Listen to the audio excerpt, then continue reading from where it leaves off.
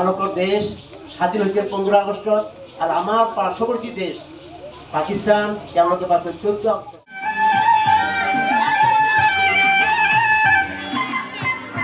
Hey guys welcome back to my channel. So guys কেনে আছে আপোনালোকে আশা কৰিছোঁ আপোনালোকে সকলোৱে ভাগে আছে। সো গাইজ সকলোৰে প্ৰথমে ৭৮তম স্বাধীনতা দিৱসৰ শুভেচ্ছা ও অভিনন্দন। Happy independence day. So guys স্বাধীনতা উপলক্ষে মই গৈ আছোঁ মোৰ স্কুলত, মানে মই 3 মাহ ধৰি এখন স্কুল পঢ়াই আছোঁ। তো এখন প্ৰাইভেট স্কুল পঢ়াই আছোঁ।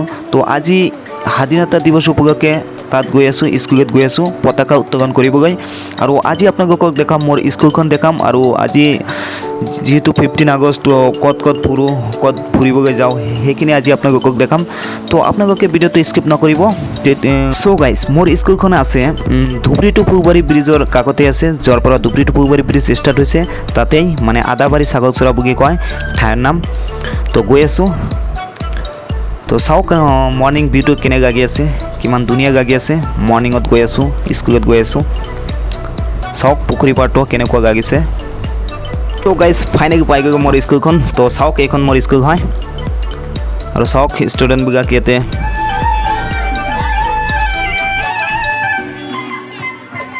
তো চাওক ইভাগে স্বাধীনতা দিৱস উপলক্ষে চাওক ষ্টুডেণ্টবিলাক ইয়াতে শাৰী পাতি আছে পতাকা উত্তোলন কৰিবলৈ। চাওক কিমান শাৰী পাতি আছে, কিমান ধুনীয়াভাৱে আছে। আৰু এইটো চাওক মোৰ প্ৰিন্সিপাল ছাৰ হয়। তো আৰু ইয়াতে চাওক ডেকৰেশ্যনটো কিমান ধুনীয়া লাগিছে। আৰু এতিয়া মোৰ প্ৰিন্সিপাল ছাৰে ইয়াতে স্বাধীনতা পতাকা উত্তোলন কৰিব।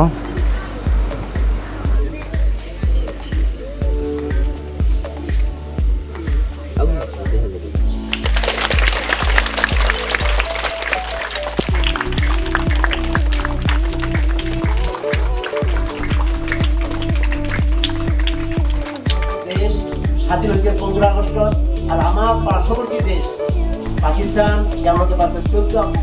সেটি আছে বৃহস্পতিবার আর আমার স্বাধীনতা আছে শুক্রবার। ওইটা আমার পবিত্রতার দিনত পবিত্র স্বাধীনতা পাইছিল। কার পড়া পাইছিল? ইংরেজের পড়া। তেতিয়া ইংল্যান্ডের প্রধানমন্ত্রী কোন আছেন? Attlee, mister Attlee. এটলি কোন দলের আছেন? যেমন লেবার পার্টি, শ্রমিক গণুয়া দলের পার্টি। ইংল্যান্ডে জানা তোমাকে 3-4টা দল আছে, তার ভিতরে একটা হল কনজারভেটিভ নাম্বার 1।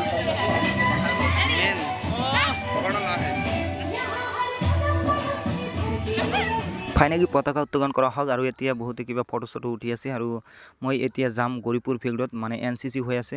গাইজ ফাইনেলি আহি গৈ গৌৰীপুৰ ফিল্ডত, বাট ইয়াতে NCC কমপ্লিট হৈ গৈছে। তো মই অলপ দেৰিকৈ আহিছোঁ, সেইকাৰণে NCC আজি পোৱা নাই, মানে এইবেলি পোৱা নাই। তো যোৱাবাৰ চাইছোঁ, বাট এইবাৰ চোৱা নহ'ল।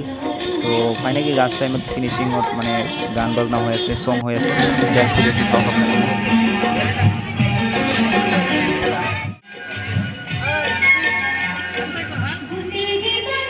সো গাইজ ফাইনেলি গৌৰীপুৰ ফিল্ডত অলপ গান চান চালোঁ, তো ডেন্স চালোঁ।